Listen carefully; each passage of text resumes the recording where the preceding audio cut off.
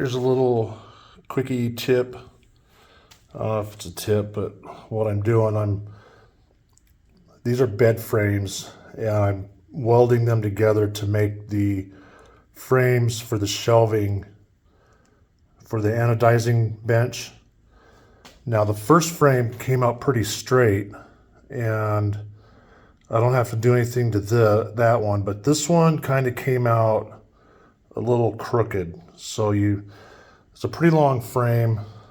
So in order to straighten that, I've got it braced with a heavy bar.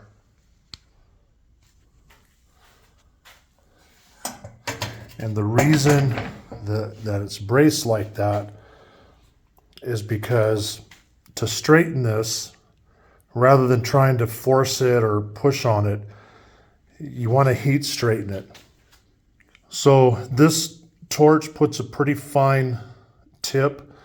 So since it's this top here, it's kind of pent roofed right here, I want a fine point of flame on there. And what's going to happen is with this bracing is the metal's going to want to expand, but since it's braced, it's not going to be able to move. So when it cools, it's going to pull tighter. Okay, this is a common technique used in shipbuilding, because when they build ships and they're welding things together, everything's wavy, and this is part of how they will straighten things out. Now, part of that bend is translating through here. Now, the problem here is that I've got a long, flat surface.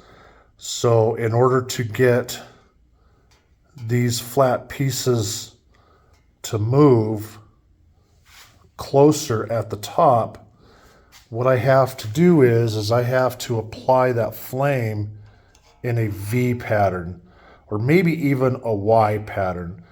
So not so much down here, because I don't want this down here to move very much. I want this up here to move quite a bit. So I'm going to heat this area, and you can see the heat pattern that's already in there. And then it gets less down here. So again, when this cools, since it's braced, when this expands, it's not going to go anywhere. It's going to want to expand out, but it's not going to be able to. So when it cools, it will pull tighter, and it will remove that pent roofed bend out of there and leave this straight. Now you can get on YouTube and do searches on heat straightening, and there's all kinds of different videos that explain it. I'll link a couple videos in the description so that you can follow up and kind of get an idea of the process of what's going on here.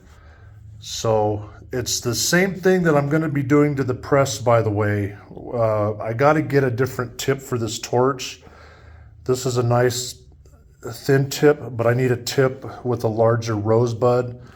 And so I only got to get this much of that tip, and then I can just screw it onto this body. And that'll give me a nice broad flame, because I'm doing a piece of heavy I-beam. But for this, a nice thin flame is all I need. A big flame would be overkill for this. But, this is just a frame for a shelf. It doesn't have to be perfect, but the bend was enough that, it's going to be sitting like that forever. And I just want to get it flat enough, and then I can continue, building this up. And you'll see once I get it in the anodizing room how I'm going to assemble this and how this is going to go. And then you'll get a greater understanding of, why I did it like this. And another thing, why I'm using bed frames, because I can get these at the thrift store for $5. And that's a heck of a lot cheaper than what I can get angle iron at the metal store right now. This stuff welds really nice, and it's a little bit of a hassle to work with because, you know, there's all kinds of stuff that you got to grind off and take apart. And so it's a little bit of effort to get it cleaned up and ready to weld with. But once it's cleaned up, I mean, it's really, really easy to build with. And in fact, the swamp here that I built by building this is also bed frames. So anyway, just a quick whatchamahoo on heat straightening, and I will show you the end result after I get this installed in the anodizing room. So I just heated this up, so it's really hot right now.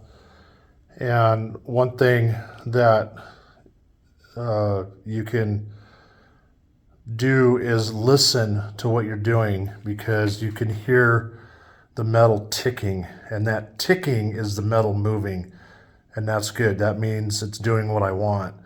So now this is cooling, and now if you want to increase the process, you can see how hot that is.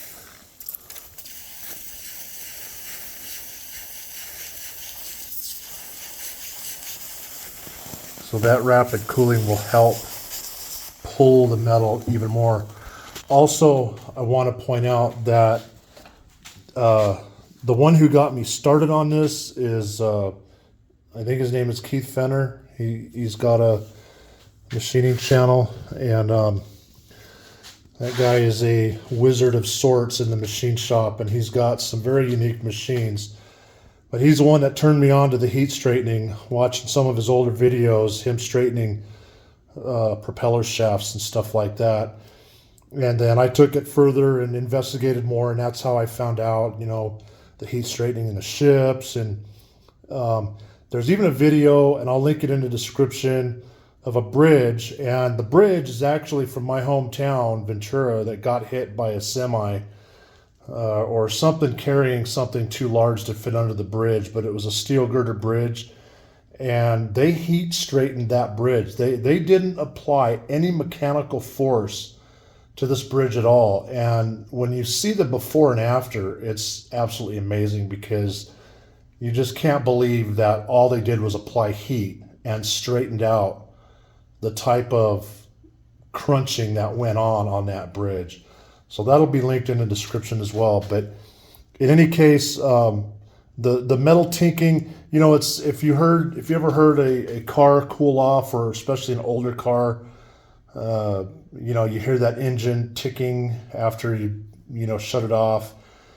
That's the metal expanding and contracting. After you shut it off, it's contracting and getting smaller. In this case, I was heating it and it was getting larger. So this piece should be done. It should be straight enough that I can go ahead and start the next step of welding these shelves up. Anyway, just thought I'd throw that in there.